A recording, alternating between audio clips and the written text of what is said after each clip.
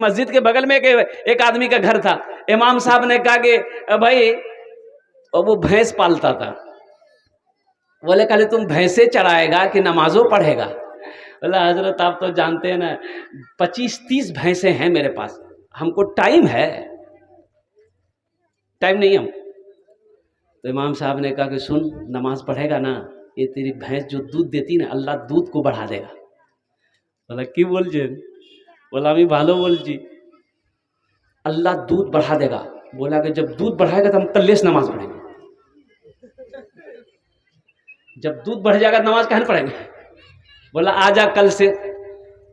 3 बजे भोर में उठा, नहा धोकर के, गांव देहात का आदमी तो नहा धोकर के तैयार हो गया और तेल उल लगा उगा करके 4 बजे मस्जिद पहुंच गया। 5 बजे आज आजान हुई, फजर की नमाज पढ़ के जब घर पहुंचा, देखा ये एक भैंस मर गई। बोला अल्लाह, हे देखिए ये तो भैंस मर गई। दौड़ा दौड़ा मस्जिद गया, इमाम साहब के पास। बोला इमाम साहब गजब हो गया। बोला क्या हुआ? बोला अभी आपके पीछे नमाज पढ़कर घर गए हैं, ये एक भैंस मर गई। तो इमाम साहब बोले कि अल्लाह तुम्हारा इम्तिहान ले रहा है। क्या तुम डर गए? बोला नहीं, डरे नहीं है। बोला जो घर, जो घर आ गया, जोहर की अजान हुई, बड़ा डरते डरते मस्जिद पहुंचा कि कहीं दूसरी ना चली जाए। और जैसे ही जोहर की नमाज पढ़कर वो बेचारा जब घर पहुंचा, इत्तफाकन कहिए दूसरी भैंस मर गई। ये सर पकड़ के वहीं बैठ गया, सोचने लगा कि 5 वक्त की नमाज है, 5 भैंस मेरी चली जाएगी। एक भैंस का बच्चा चिल्ला रहा था। अच्छा, भैंस के बच्चा क्या बोलते हैं हम लोग? की बोले ना अपना है बच्चा? हाँ, वो चिल्ला रहा था, ना दाना खा रहा था ना पानी पी रहा था। तो ये बोला भैंस वाला कि ज्यादा चिल्लाओ मत, ये 2 चली गई है, 2 फर्ज पढ़े हैं, चली गई है। तुम्हारे लिए फर्ज नहीं पढ़ेंगे, सिर्फ 2 नफल पढ़ेंगे।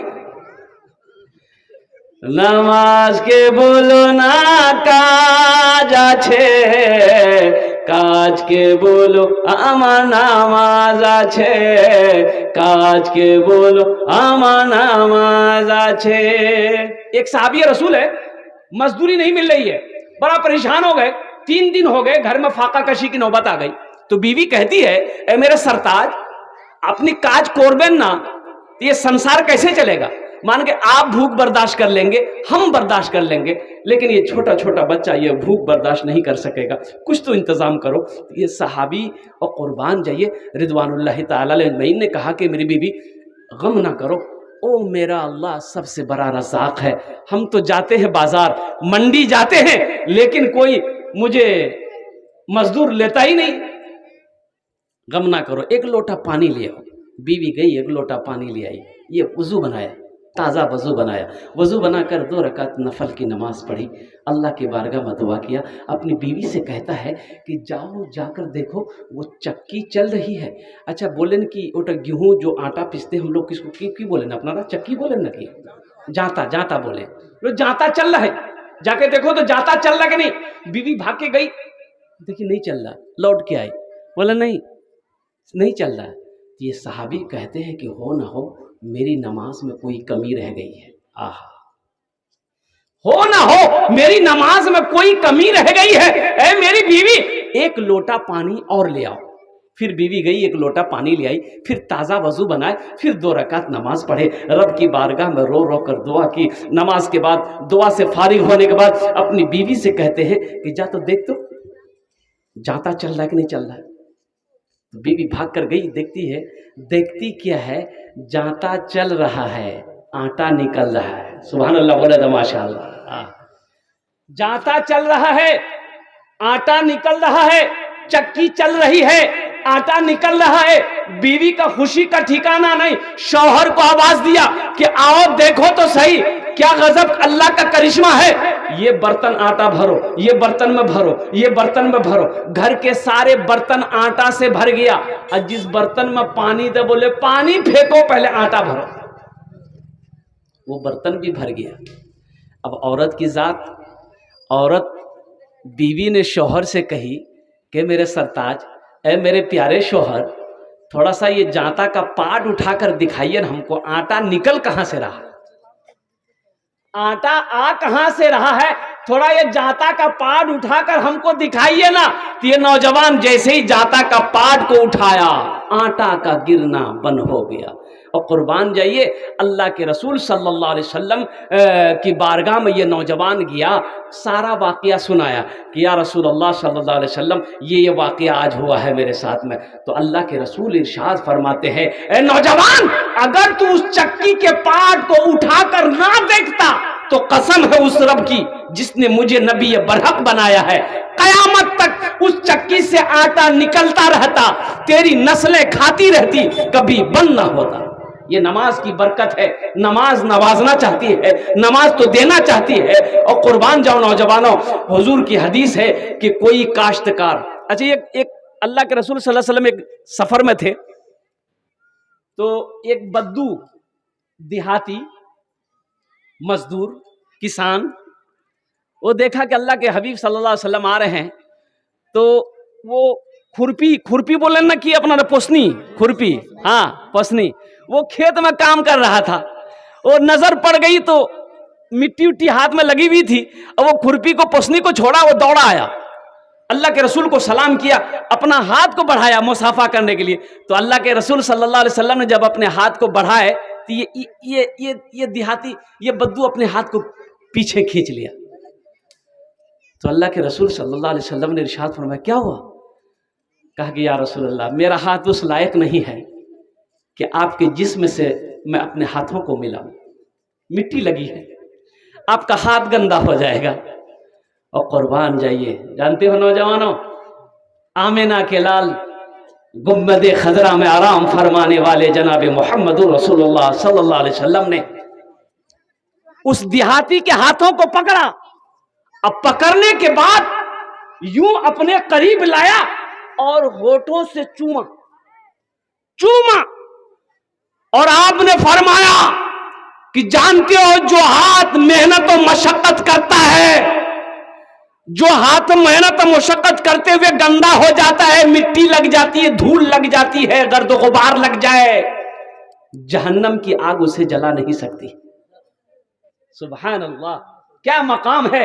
हुजूर फरमाते हैं सल्लल्लाहु अलैहि वसल्लम कि कोई काश्तकार फजर की नमाज पढ़कर खेत में चला जाए, बागीचे में चला जाए, बागान में चला जाए, जिस पौधे में हाथ लगा देगा अल्लाह उस पौधे में बरकत पैदा फरमा देगा। इसलिए मेरे बच्चों, नौजवानों, नमाजों की पाबंदी करो। नमाज कुछ मांगती नहीं है, नमाज देना चाहती है। आखिरत की तैयारियों में से ये पहली तैयारी है। इंशाअल्लाह कितने लोग तैयार? हाथ उठाओ इंशाअल्लाह। अल्हम्दुलिल्लाह। अच्छा बोलছি कि मेरा समय होता चला जा रहा है, वक्त गुजरता चला जा रहा है। अच्छा, जन्नत में महल कौन कौन बनाएंगे इंशाअल्लाह? एक बार आप लोग तैयार हो जाइए तो আমি আপনার জন্য দোয়া 10টি দোয়া করে দেব। কত দোয়া করব? কত দোয়া করব?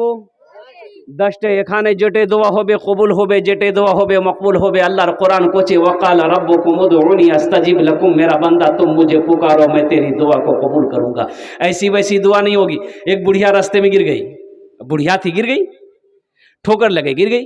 एक नौजवान मोटरसाइकिल लेके जा रहा था, नजर पड़ गई, मोटरसाइकिल खड़ी किया, वो बुढ़िया को उठाया, ए दादी उठ उठ उठ उठ उठ, चोट लगी ना क्या, उठ उठ उठ। दादी बुढ़िया उठी, बदन हाथ झाड़ी। वो बुढ़िया बोलिए, बेटा जितना जल्दी तुम हमको उठाए ना, हम दुआ करते उतना जल्दी अल्लाह तुमको भी उठा ले। जन्नत में महल बना लो, ये हम नहीं कहते, अल्लाह के रसूल सल्लल्लाहु अलैहि वसल्लम की हदीस है, मन बना लिल्लाहि मस्जिदन बनल्लाहु लहू बैतन फिल जन्ना, कि जिसने दुनिया में अल्लाह का घर बनाया अल्लाह उसके लिए जन्नत में आलीशान महल बनाए। ये अररिया जिला के अंदर में एक बस्ती है। अच्छा, अररिया जिला जाने ना अपना? ये तो पूर्णिया, हाँ पूर्णिया के बगल में अररिया जिला है। मौलाना मंजूर अहमद नोमानी मदरसा दारुल उलूम 0 माइल अररिया, उन्हें, हाँ मदरसा दारुल उलूम 0 माइल अररिया, वो कह रहे थे कि अररिया बस्ती के अंदर में एक गांव में एक मस्जिद थी। एक गरीब आदमी था, 3 बीघा जमीन का मालिक था। 3 बीघा, कतो बीघा? 3 बीघा, 4 बेटा। और क्या एक दिन उसके दिल में आया, चारों बेटे को बिठाया, बोला कि भाई एक बात है, मशवरा करना है। बेटे लोग बैठे, बोले अब्बा क्या मशवरा है? तो बाप ने कहा कि बेटा, जब से हम पैदा हुए हैं इस मस्जिद को देख रहे हैं, ये मस्जिद ऐसी कैसी है, कोई इस मस्जिद को बनाने के लिए आगे नहीं बढ़ रहा। सारे लोगों ने अपने घर पुख्ता का बना लिया, मस्जिद फूस की है, ऊपर में टीन है, इसकी दीवारें टट्टी फूस की है। बेटा मेरे पास 3 बीघा जमीन है, अगर तुम लोग इजाजत दे दो 1 बीघा जमीन बेचकर हम मस्जिद बना दे। तो बेटों ने कहा कि अब्बा उस जमीन का मालिक आप हैं, हम लोग तो आपकी औलाद हैं, इजाजत की क्या बात है? आप 1 बीघा क्या 3 बीघा बेच के अब आप जो करना चाहें कर सकते हैं, हम लोग तरफ से कोई ये रुकावट नहीं है, इजाजत है। तो वो अल्लाह का बंदा 1 बीघा, गरीब आदमी 1 बीघा जमीन बेचकर अल्लाह का घर बना दिया। अच्छा, ये कोई किस्सा नहीं सुना रहे, हकीकत हकीकत, ये आंखों की देखी हुई कहानी। और बस्ती का नाम मैं आपको बताता, ज़हन में मेरी नहीं आ रही कि वो कौन सी बस्ती थी, कौन सा गांव अररिया जिला के अंदर में, जिसको तहकीक करना मौलाना मंजूर अहमद साहब, 0 माइल अररिया 0 माइल पे ही मदरसा है, बहुत बड़ा इदारा है। उसी इदारे में वो पढ़ाते, शेखुल हदीस है, अभी मौजूद है, वो आलिम दिन मौजूद है। अल्लाह का घर बना दिया। इसका 4 बेटा, 6 महीने गुजरे, 3 बेटा दुबई कतर गया, 3 बेटा कमाने के लिए और दुबई कतर गया। अच्छा, इसके घर में मस्जिद जो बनाया, बेचारा गरीब आदमी था, इसके भीटे में भी फूस का मकान था, 2 बीटे में 2 मकान था, उसी में ये गुजर बसर हो रहा था। लेकिन कुर्बान जाओ, 6 महीने गुजरे, 3 बेटा सऊदी अरब कतर गया, और कुर्बान जाओ 4 साल नहीं गुजरे, 4 साल का वक्फा नहीं गुजरा, अल्लाह ने इसके चारों भीटे में पुख्ता का मकान बनाया। और आज जानते हैं, आज उस बस्ती में उससे बड़ा पैसा वाला कोई नहीं, उस बस्ती के अंदर में उससे बड़ा पैसा वाला कोई नहीं। कितनी मस्जिदों को वो बना दिया, कितनी मस्जिदों को बना दिया। हमसे मुलाकात है तो मैंने कहा कि अल्लाह आपको बहुत देगा, तो एक जुमला कहा कि हजरत, अल्लाह अगर हमको देता नहीं है तो हम अल्लाह के रास्ते में खर्च कैसे करते हैं? हाँ, इसलिए मेरे भाइयों नौजवानों, ये दुनिया फानी है, फना हो जाएगी, आंखें बंद होनी, आंखें एक दिन बंद हो जाएगी, ये सांसें रुक जाएगी। रहो दुनिया में रह के आखिरत की। देखिए, अल्लाह ने दुनिया में पैदा इसलिए किया कि तुम आखिरत बना लो, तुम आखिरत बना लो, तुम आखिरत सवार लो। तो मेरे भाइयों, दुनिया में रह के जन्नत में महल बना लो ना। मरने के बाद ना जाने बेटा याद करे या ना करे, बीवी याद करे या ना करे, भाई याद करे या ना करे, गम नहीं है। कुर्बान जाओ, जब तक इस धरती पर ये मस्जिद कायम रहेगी, अल्लाह कब्र में सवाब अता फरमाता रहेगा। और हशर के मैदान में अल्लाह ने जो वादा किया है, मन बना लिल्लाहि मस्जिदन बनल्लाहु लहू बैतन फिल जन्ना, कि जिसने दुनिया में अल्लाह का घर बनाया, अल्लाह उसके लिए जन्नत में आलीशान महल बनाएगा, आलीशान घर बनाएगा।